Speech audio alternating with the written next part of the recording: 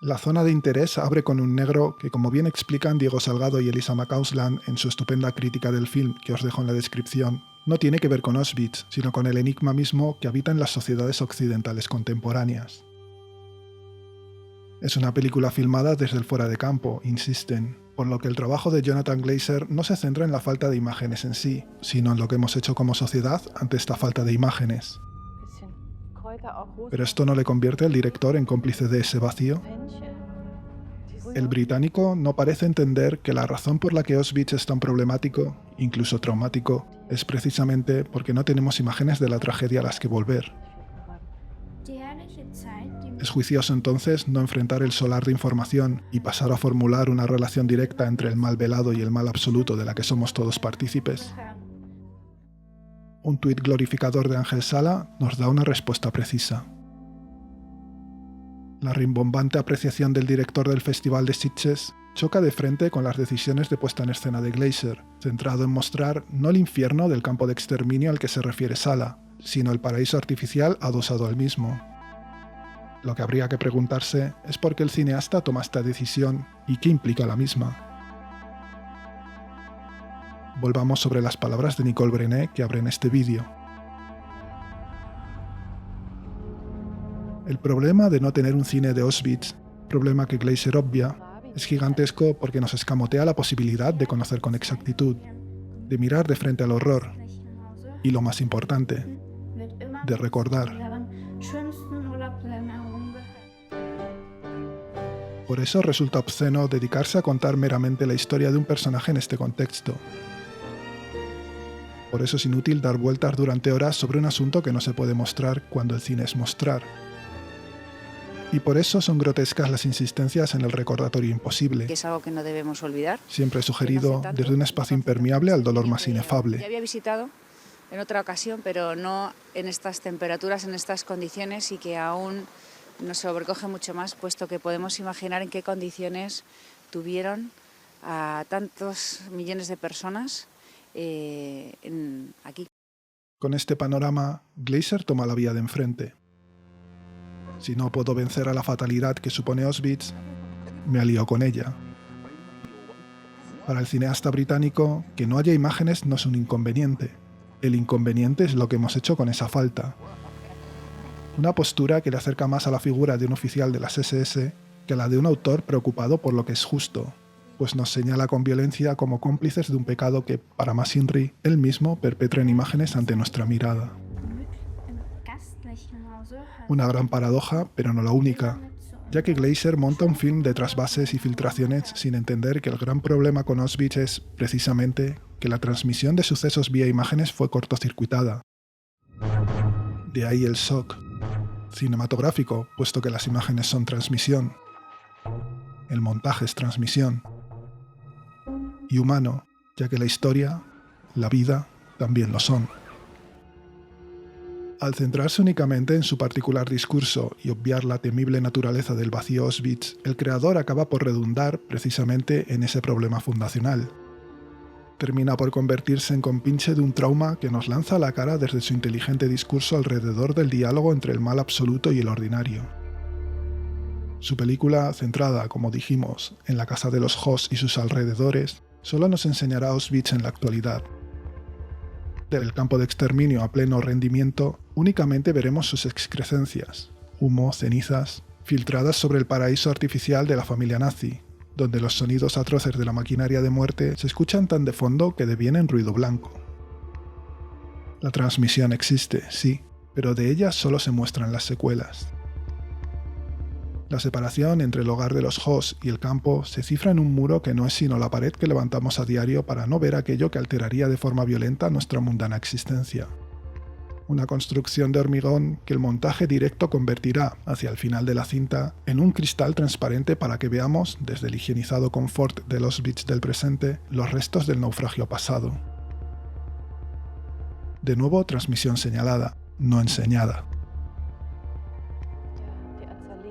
El campo de exterminio se convierte de esta manera en la extensión lógica de la casa de los Hoss, de modo que las trabajadoras judías del adosado son ahora unas limpiadoras que dejan los cristales de Auschwitz como una patena, y la pequeña atracción conformada por un tobogán con piscina en el centro del jardín familiar, el reflejo en miniatura de lo que es el campo en la actualidad. Una atracción turística. Todas estas transferencias se antojan brillantes, pero ¿cómo se han producido? ¿Podemos discutirlas? No, no podemos, pues al ser velado el mecanismo de transferencia, devienen indiscutibles. La trampa es obvia. Por ejemplo, las citadas judías no son las únicas trabajadoras que vemos en el film. El comandante Hoss es, de hecho, un currito al servicio de un régimen que, como las limpiadoras del presente, ordena el caos, si bien estas últimas lo hacen no con la vida de millones de personas, sino con sus vestigios. La comparación, de haberla, ya sería injusta per se, pero es que ni siquiera existe, ya que el británico oblitera la posible identificación al no dejarnos ver jamás al comandante trabajar. Glazer conspira así contra el espectador, el medio, la historia y la humanidad, pues el cine es transferencia. Su montaje no es una herramienta usada para descubrir, enseñar y transmitir, sino para relacionar ideas indiscutibles que versan sobre descubrir, enseñar y transmitir. El resultado último es un film ideológico, tan cerrado en su mirada sobre el estado de las cosas como el mundo que denuncia, en las antípodas de la película más enigmática de un director con el que se le relaciona no pocas veces. Porque en Eyes Wide Shut, Kubrick no se conformaba con filmar el cristal transparente a través del cual vemos el mal bien aisladitos, sino que nos empujaba a atravesarlo para que viéramos cómo dialoga ese mal con nuestras estéticas occidentales, que no son otras que las liberales, de marcado carácter luciferino, como bien apuntó Danilo Castellano.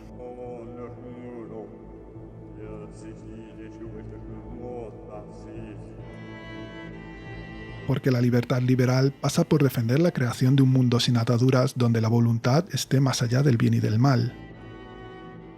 Razón por la que ambos conceptos acaban por perder su forma, condenando así al ser humano a la más perfecta forma de esclavitud. Glazer lee muy bien esto. El perfecto esclavo no es el judío de Auschwitz, sino la enfermiza familia Hoss, pues su maldición no es obvia. Pero ¿cómo funciona esta relación? ¿Por qué el paraíso artificial es el gran contenedor del mal absoluto?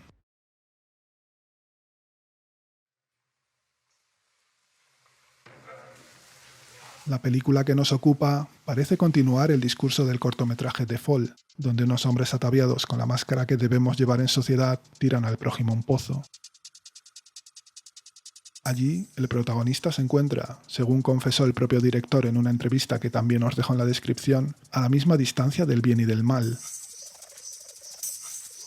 Pero esto es imposible, pues ahí solo está el hombre libre, quien es capaz de elegir entre el pecado y la virtud. El liberalismo es la perfecta forma de esclavitud porque nos aloja en un espacio donde la conciencia sobre esa distancia ha sido fulminada. Los tipos enmascarados de The Fall vendrían a ser los poderosos, que sumen al hombre débil en la esclavitud liberal. Pero de ser así, Glazer estaría montando otra vez un film por oposición de ideas. Superficie y pozo, seres poderosos y esclavo, sin ser capaz de alumbrar la relación entre las mismas. Esta falta de interés en mostrar la transmisión le pone a uno a arquear la ceja en The Fall, pero se antoja inadmisible en un film que tiene a Auschwitz como eje central por las razones ya explicadas. La complicidad del director con la falta de imágenes es extremadamente molesta y las preguntas no cesan de llegar. ¿Por qué el paraíso artificial es un adosado del infierno? ¿Cuándo comenzamos a plantar y cuidar las flores del mal? ¿Qué relación existe entre este Edén falsario y la inexistencia de imágenes traumáticas? cuando nos volvimos técnicos de la muerte como el comandante Hoss, que en una fiesta no baila, sino que mide la distancia entre las cabezas de los invitados y el techo para hacer cálculos a la hora de gasear. Ojalá el director se hubiera hecho estas cuestiones. Su filme entonces habría sido más justo y menos tramposo, más vivo y menos monolítico, más útil y menos ideológico, pues no le hubiera quedado otra que confrontar el verdadero vacío, que no son los negros que colman su cinta, sino ese que se desprende del problema Auschwitz que obvia. Una lástima, porque él mismo se había encargado de encontrar soluciones increíbles para enfrentarse a las imágenes inexistentes, como esas estéticas de reality que aplica al hogar familiar o el uso de una cámara de infrarrojos con la que forja el en vez de una narración cuentística que acaba por ser mera redundancia argumental. Por desgracia, Jonathan Glazer no es el Philippe Grandrieu de la Vie Nouvelle. Tampoco el Kubrick de Ice White Shot. Por eso su zona de interés expresa brillantemente con imágenes lo que glosó con pocas palabras Rubén Darío.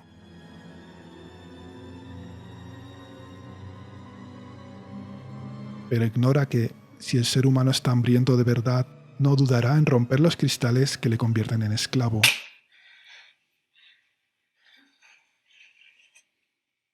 ¿O acaso sí sepa esto? Pero también sepa que la senda que conecta nuestra realidad con Auschwitz es el camino hacia un vacío tan atroz que ni él mismo se atreve a transitar.